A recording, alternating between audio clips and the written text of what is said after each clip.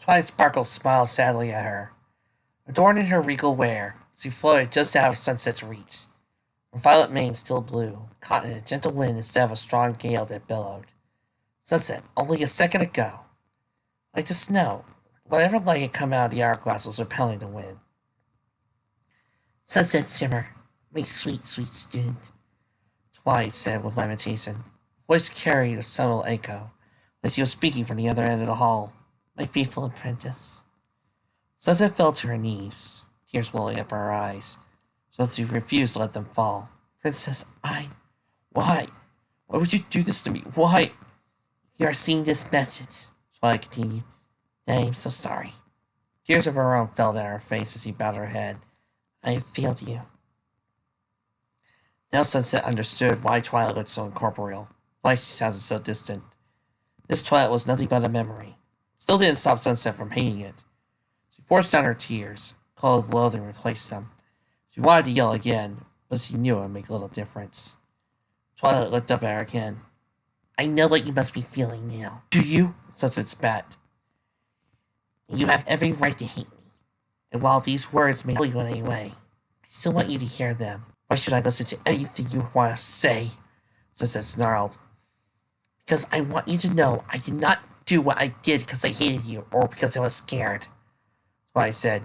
Even in life, she had a way of protecting Sunset's answers. This was the absolute last thing I wanted to do. Her face tightened again.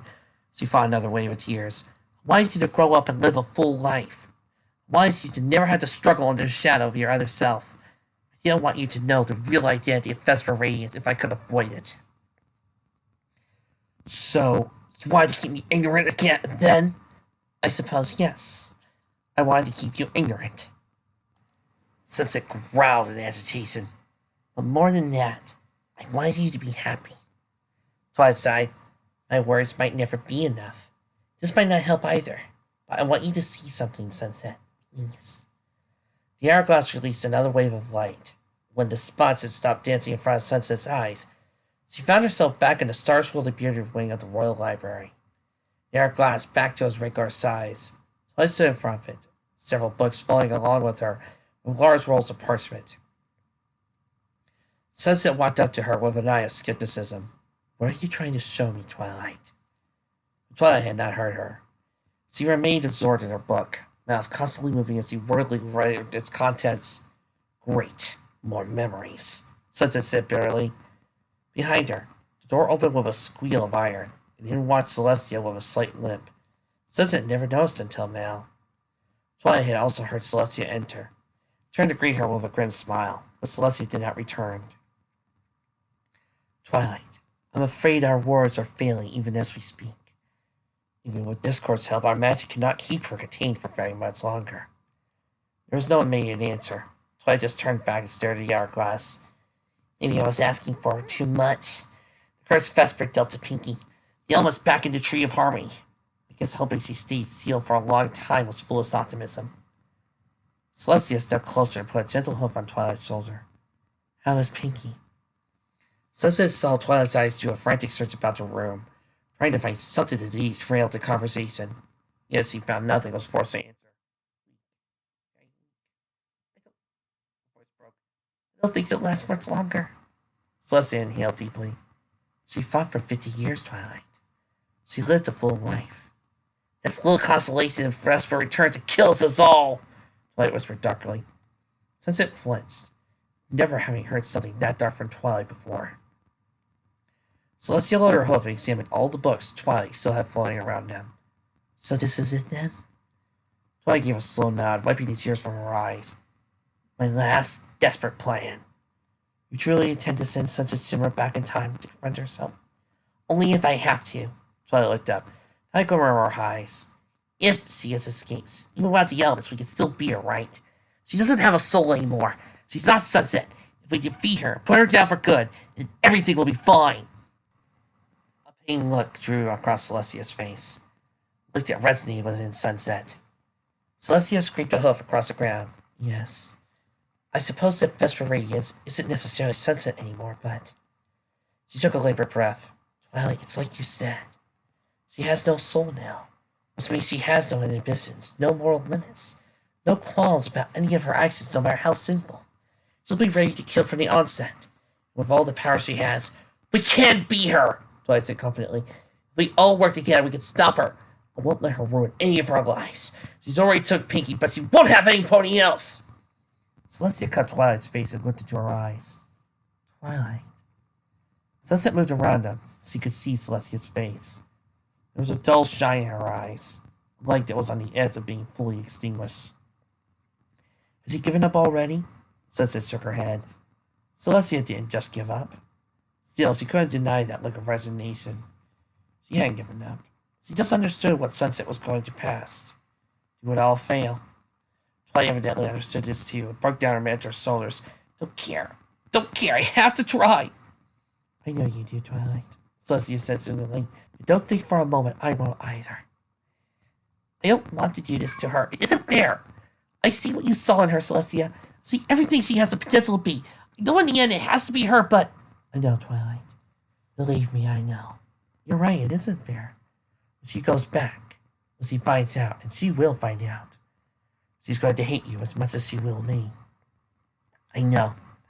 Twilight pulled away and produced a tissue from thin air to dab her eyes. I refuse to give up. There's still a chance. We can still stop Vesper when she returns. Nothing has to be overwritten. No one else has to die. The world began to dissolve in front of Sunset, returning her to the barren ice sphere. It wasn't fair, Sunset thought. They were sitting in a room discussing her future, understanding full well what was going to happen to her. To them, it wasn't fair? Of course it wasn't fair. But what were they crying for? They weren't the ones who had to do it. They weren't the ones with their existence on the line. Sunset's heart softened a little. Still, they had not, as the dark corner of Sunset's heart believed, tossed her back in time simply to be rid of her. Twilight had indeed cared.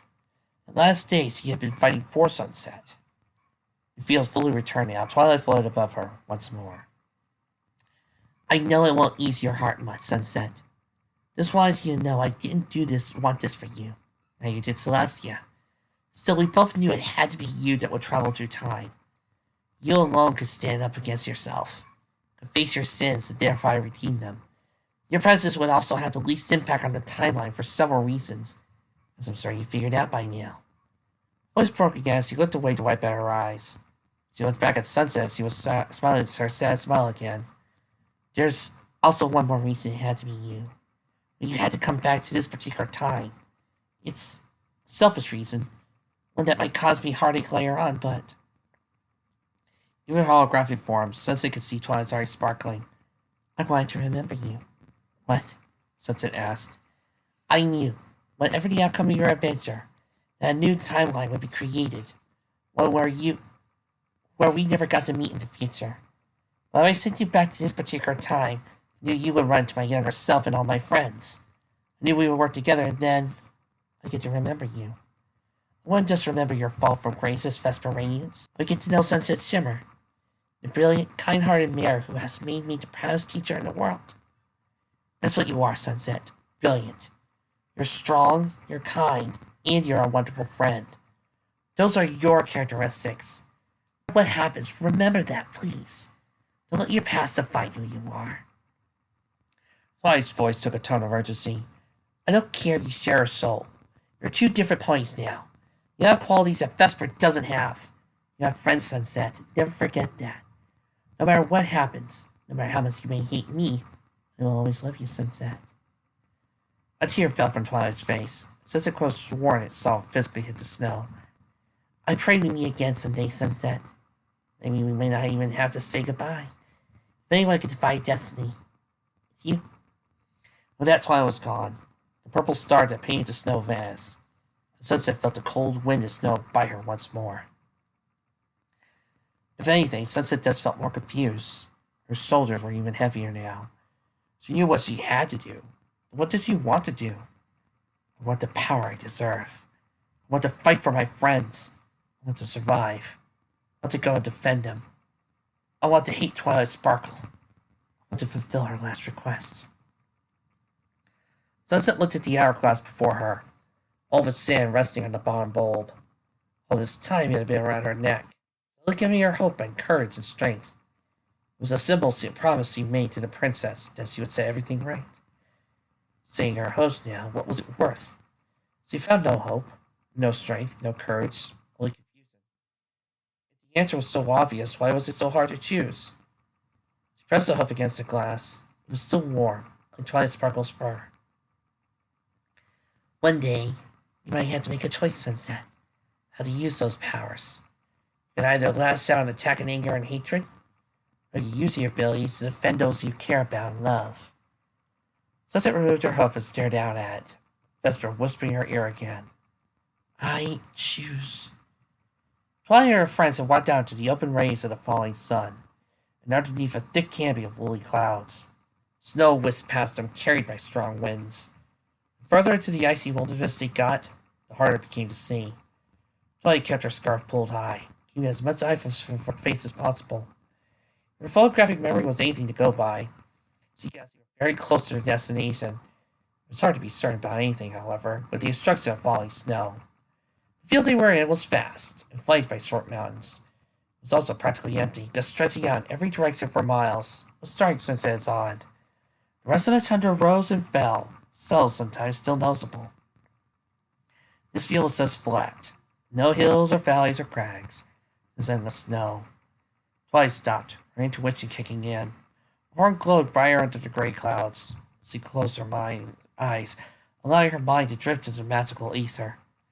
Two red dots appeared before her, one somewhere below her and the other far out in the distance. She opened her eyes, facing the group of mountains in front of her. They looked down at the powder around her hose. What is it, Twa? Vesper's somewhere underground. In fact, I think she's inside the crystalarium right now. We're on top of it. Well, why doesn't he just blast through the snow so we can get to this crystal whatever? Rainbow asked. She'd been grounded through the majority of the hike thanks to the weather. Because I don't know how deep it is, Twilight said over the rising wind. It'd take me hours to blast through solid granite. The entrance is somewhere in the mountains. We just need to keep moving. The snow hugged their abdomens, forcing the ponies to trudge through it with heavy footsteps. Ice blasted their faces, and the wind pushed them back fiercer by the minute. Do you think Vesper's doing all this? Spike yelled back at Twilight. Maybe, Rainbow yelled back. She's a flippin' alicorn now! Not yet, she isn't. By the time he reached the base of the mountains, Twilight could barely feel her hooves, even with her boots on. To her immense relief, she cast a tracking spell again. Vesper's crimson aura was only a cliff above them. The path up the mountainside was icy, and even the traction on the soles of their snow boots only helped so much. Slipping was constant, making the story slow. Twilight was amazed at the amount of light they still had when he reached the top. It was dark, but she could still see a faint orange glow on the horizon. Please hurry, Princess. At the top of the cliff, beyond the mountain, a large cavern. Walls were covered with a thick layer of ice inside, and, to Twilight's surprise, were fragments of ancient-looking mining equipment frozen in the floor. How close do you think Silver got to finding the horseshoes? Spike asked. A little too close for comfort, Twilight answered, following the trail of broken hamlets and shovel pieces. The cave sloped down at a gradual pace until they came to what had once been a dead end. The wall had been very recently blasted open. Debris cluttered the floor. The corridor was far narrower than the rest of the cave. What they found nearly caught Twilight by surprise. Her host stepped into the open air, forcing her to lose her balance and teeter precariously until Applejack pulled her back.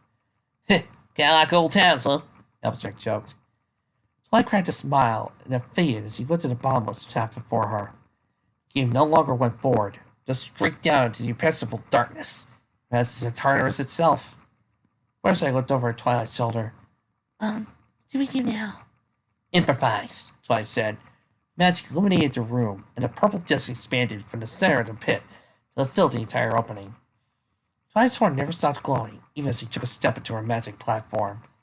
It was solid and sturdy, holding up even after Twilight demonstrated with a few stomps on it. Every pony caught on and hopped aboard Twilight's magical elevator. Twilight's magic strained a little under the combined weight of her friends, but she toughed it out and brought the elevator down, slowly but surely. The cavern swallowed them whole, plunging them deep into darkness. Down they went, further and further. Twilight was now convinced the pit did lead to the Tartarus. It was actually starting to become warmer. enough for Twilight to regain feeling in her hooves. Dim light rose to greet them as the elevator reached its one and only stop. The tunnel before them was not as rough and worn as the cavern above.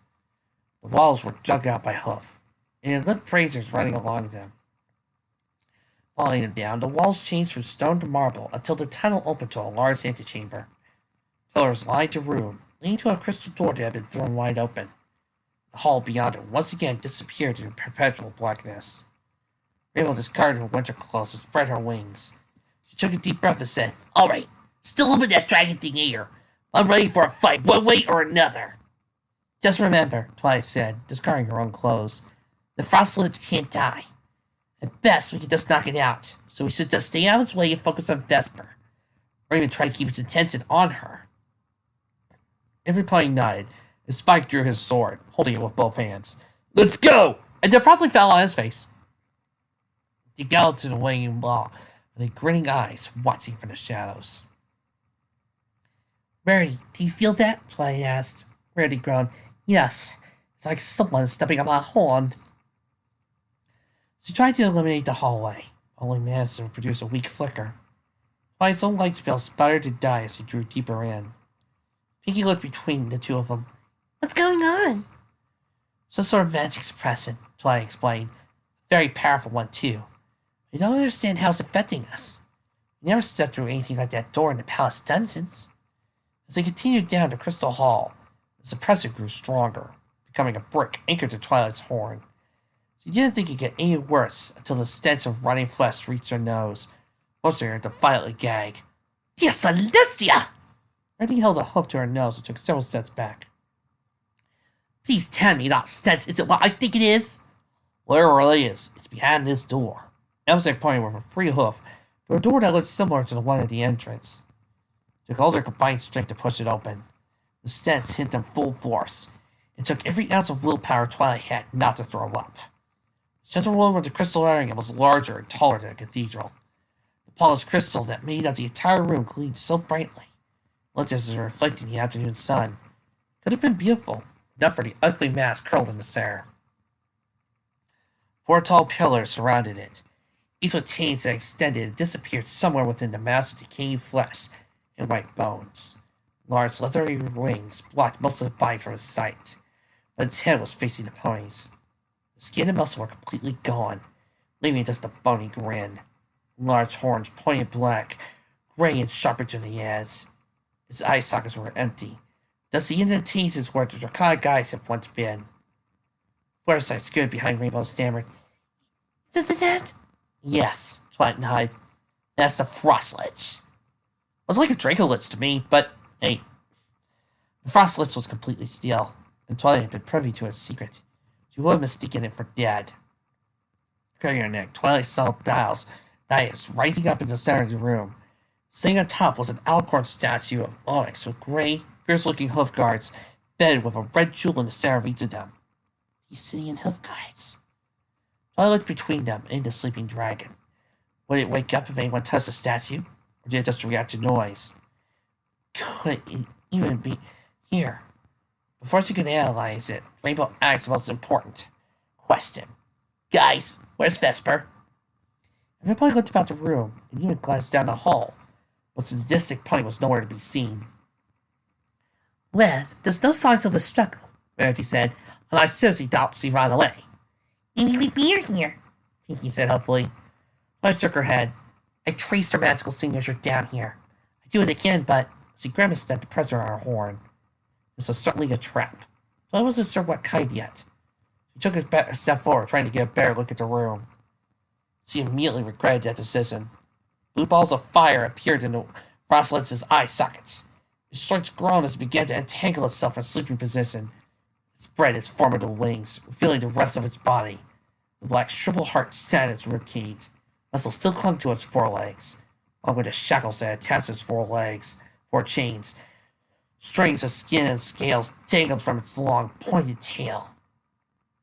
Around his neck, Twilight found the source of her and Rarity's inability to use magic. Hanging loosely was a black collar with a grooved orb stuck to its center. "A suppressor orb! I wish Sense had mentioned that." Frostlit raised itself onto its hind legs and stretched its neck out. An almighty bellow erupted from it, shaking the entire room. It smashed its head against the floor and roared again, blasting the place with freezing air. Its blue flames didn't notice the chain still binding its wrists and ankles began to yank it out. One tug, part of the chain began to crack. Twilight! Rainbow made a loud gulp. What do we do now? Snap! Once he was loose. Twilight lifted the orb from Frostlet's neck. Once he could break it, he could stand a chance of beating it. Snap! Both his forelegs were free. Twilight looked behind him. He could also run. The beast probably couldn't catch them, but then Vesper would swoop in and take the Assyrian hoof guards for herself. Once the Frostlets pulled at his back shackles, Twilight steeled herself. Break that orb! She cried, charging forward. Sunset's teal elevator reached the bottom floor. This is a bird-clearing roar pounded against their ears. They woke up the dragon. She walked into the antechamber with no expression on her face, nor an hourglass around her neck. It was just her, and her original self standing in the doorway, talking excitedly to herself. Yes, yes, go you pathetic pawns. Go and fight the wee beastie. Once the orbit's broken or they get killed by the dragon, the hoof guards will be all mine. Untold power, immortality. Soon it all belongs to me. Smoke crawled from the corner of Sunset's eyes, and her horn hummed as light gathered the tip, pointing to the back of Vesper's neck. Vesper stiffened like a board. She whipped her head around, carrying Sunset's bell with her own. The jets bounced off each other and flew off in random directions. Vesper's face was wired and sheet, and her pupils non-existent. You, how are you? You can't be! Sunset couldn't help but smirk. What's the matter, Vesper?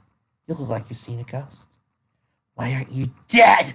Vesper shrieked. I killed you! Dark chuckle rolled Sunset's throat. I kinda wish you had. It'd be easier for me. She glared at Vesper, one high hand behind her bangs. You put me through the lowest ranks of Tartarus, so I think it's only fair to return the favor. Vesper took a step back and snarled. You still gonna fight for those worthless so-called friends of yours? Still gonna play the hero? Sunset's horn started to glow softly. I was sure the world would be better off without you. I'm not so much doing it for their sake anymore. Let's pull back into Pharaoh granted charge. I just want the pleasure of killing you myself before I go. Twilight rolled out of the way as another set of ferocious claws narrowly missed her. Out of instinct, he tried to charge her horn, but came up only with leaden weight against her brain. She ran beneath the Frostlets to avoid getting crushed by his back foot. The Frostlets, deeming her no longer a major threat, turned its attention to Rainbow, coming in for another dive. It snapped at her with sword-like teeth, making her swerve to the right. She slipped back around, but another fierce sink of its head kept her from getting at the blue jewel around its neck. Elmsec tried to run in another direction, leaping over its tail and bucking at the back leg. Frostlets grunted, but Billy flipped his tail in the opposite direction, forcing Applejack to retreat. Pinky regained some of her vigor, so he bounced around the Frostlets, appearing and disappearing in random places as he constantly tried to strike her. Still, the beast was quite able in multitasking, striking everyone like they were bars of flies, and his sharp teeth and claws kept him from getting a good strike against the suppressor orb. For a monster with rotting limbs, it was pretty fast. Its attention was on Spike, who had just cut at his exposed muscle with his sword. And once again, Spike fell over on his face. Frostlet's bellowed at a noise and reared up on his back leg, sucking a deep breath. Twilight felt the temperature in the room begin to slide. Icy fog hung around the dragon's mouth, while more swirled around its chest cavity. Every point, move! Twilight yelled. She dashed for Spike, flipping him onto her back of her head. She ran beneath the Frostlet's legs again. The beast came back down, and released a blast of frozen air. Everything it touched instantly became laminated in a thick layer of ice. It spread across the floor and up two pillars, eventually reaching the wall. In mere seconds, half the room was covered in ice. Spike said with a puff of warm air. Twilight pulled herself out of the corner she had tucked him in and subtly agreed. Seeing half the room covered in a perfectly even layer of permafrost was an eerily beautiful sight. Her eyes, however, raced around the room to make sure none of her friends had got caught in it. To her relief, she found most of them tucked away in the corner adjacent to her. With Fluttershy ducked behind a statue, Rainbow hovered at the top of the room. With the smirk of a daredevil, Rainbow flew towards the Frostlet's neck, straight for the back of its collar. Twilight held her breath. The Frostlet was still recovering from his freeze attack and checking if it hit anything. Rainbow came down like an arrow, hoof outstretched. She She was only a few feet away when the Frostlet adjusted his wings and smacked into her. Rainbow stumbled through the air, her trajectory thrown off. She catapulted forward and bounced off the Frostlet's skull before hitting the icy floor and sliding into the wall. Once again, Twilight charged her horn on instinct, got no response out of it. She rushed forward, desperate to do something. She turned and bucked against one of the monster's rear legs, while Spike slashed at it. Next moment, Twilight was hurling through the air, smacked by the Frostlet's tail. She crashed on her side near the foot of the dais. She groaned and wheezed, but managed to crack her eyes open. Off to her right, she saw Spike's sword lying on the ground, but she couldn't see Spike. Directly in front of her was Rainbow, lying with her back against the wall. Before the Frostlet could strike, a loud clang issued from the side of its face. "Hey, ugly!" Verity yelled, holding a piece of broken tin in her hoof. "Over here!" She hurled it at the Frostlet, striking it below the eye. It roared and turned its attention away to slash at Rarity, leaving Rainbow time to roll over and flee. Someone flipped Twilight into her back. "Twilight, are you okay?" Fluttershy asked. Spike knew next to her, looking on harm. Twilight sat up with a throbbing pain beneath her wing. A small trail of blood snaked down her fur from an open wound. "I'm fine," she said, seeing Fluttershy's horrified reaction. "It's not that bad." "One of the barbs on its tail must have hit you," Spike said. Twilight stood up. She winced, but the pain was noticeable. "See? No big deal. Are you okay, though?" Spike nodded. "Fluttershy cut me." The trio turned to the battle in progress. Applejack and Rarity were taking turns attacking the Frostlets. One ran a distraction while the other threw chain pieces at the suppressor. Rainbow turned into the air, waiting for the right moment to strike. Pinkie, meanwhile, managed her way onto the Frostlet's back, swimming up the spine. Twilight took notice and reared up again, flapping its leathery wings and blowing Rarity, Rainbow, and Applejack into the corner. Pinkie held on for dear life, nearly becoming crushed when the wings folded together. Then, the Frostlet stopped, held its wings out in place for a moment, slowly lowered itself on all fours, now pointing towards the open door and dim corridor beyond. Now Twilight heard it too, shouting, the faint sound of spells being cast. There was the thunder of a cannon. Out of darkness came Vesper, landing her back with her wings splayed out. "You'll pay for that, replica!" She grumbled as she cut to her host. Spun around and stared at the Frostlets. She bared her teeth and looked over at Twilight. "You still haven't smashed that suppressor?" Twilight paid her no attention. Eyes were on the pony emerging from the shadows. Heart leapt in her throat, tears welled in her eyes, overflowing down her cheeks. Sunset. Sunset felt her magic become inhibited as she stepped further down the hall and into the well-lit room that she blasted Vesper through. That was fine. She would just beat Vesper with her own bare hooves. She stopped at the threshold, gazing up at the immense, rotting dragon. It was even larger than she remembered. She heard not the joyous cries of her friends, or the bellow of the Frostlets. She saw not their tears of relief, only Vesper's annoying scowl. Sunset charged at her, only had Vesper take her. Sunset jumped to the side, avoiding the Frostlet's claws and shouted at everyone listening, "Break that stupid orb!" Everyone broke out in relief and amazement, jumped to the action. Frostlets made a white sweep of his claws to push them all back. While Moose moved out of the way, Applejack merely turned on her hose and bucked at the claw. He cleaned it off and sailed across the room, leaving the Frostlet stumbling for balance. Sunset just cleared his shadow before landing on his side with a calamitous crash. His tail whipped around angrily, separating Sunset from Twilight, Fluttershy, and Spike. Before Sunset could find a way around, she was hoisted into the air from behind. Everything grew smaller as she climbed to the top of the room at breakneck speed. "See how you enjoy free falling," Vesper whispered. She threw Sunset down with a voracious laugh. As Sunset's heart could still beat, she knew it would be pounding by now. How many times had she fallen since her journey begun? Far too many for her liking. She wondered how her immortality would work as she was splattered across the ground. Fortunately, a rainbow blur raced up and snagged her out of the sky. Sunset rode her hose as he sprawled back to the floor. "Sunset! I can't believe it! You don't know how happy I am to see you still alive!" Rainbow cheered. "Less talking, more fighting," Sunset said curtly.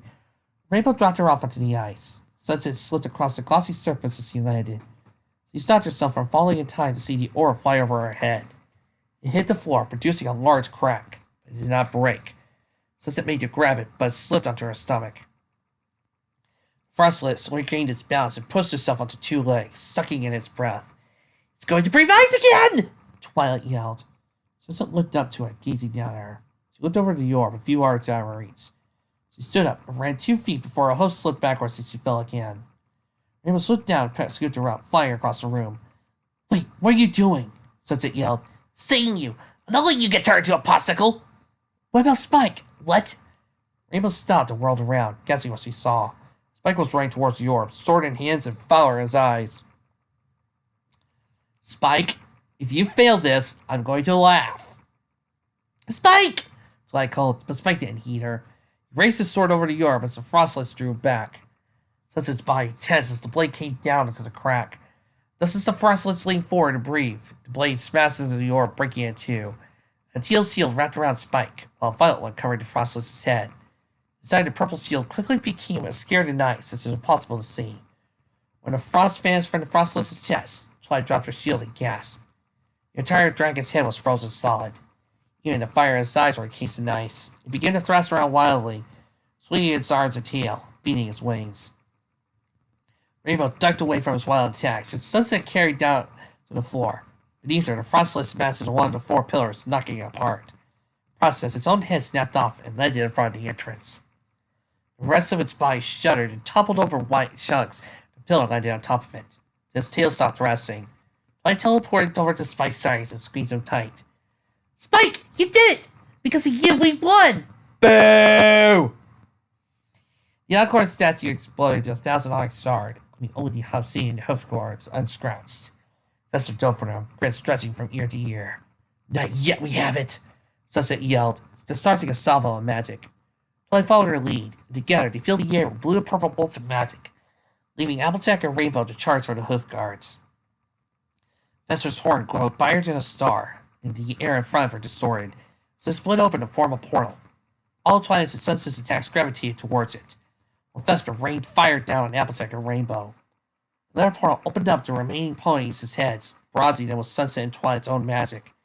Pinkie pushed Sunset out of the way of an incoming blast, narrowly avoiding getting hit herself. Rainbow managed one of the hoof guards at the cost of half her tail, fitting her short length, however, as Vesper descended and delivered a. She sailed across the room, mouth open in a silent scream. First I caught her, wailed at the amount of blood soaking Rainbow's chest. Vesper caught the fallen hoof guard and used it to back of us. She spiraled off the dais and slid past the starting Sunset. Sunset could barely give Applejack any thought. Her mind was screaming. No! At the sight of Vesper, seeping into the hoof guards, she wildly fired every spell she could muster. No to reach Vesper. A column of red light enveloped her entire body. Sunset froze, watching, bathed the entire crystallarium in a glow. She had seen the pillar before. No, last time she had been in the pillar. Her soul pulsed like it was trying to break free from her body. She doubled over and clutched her heart, desperately sucking air.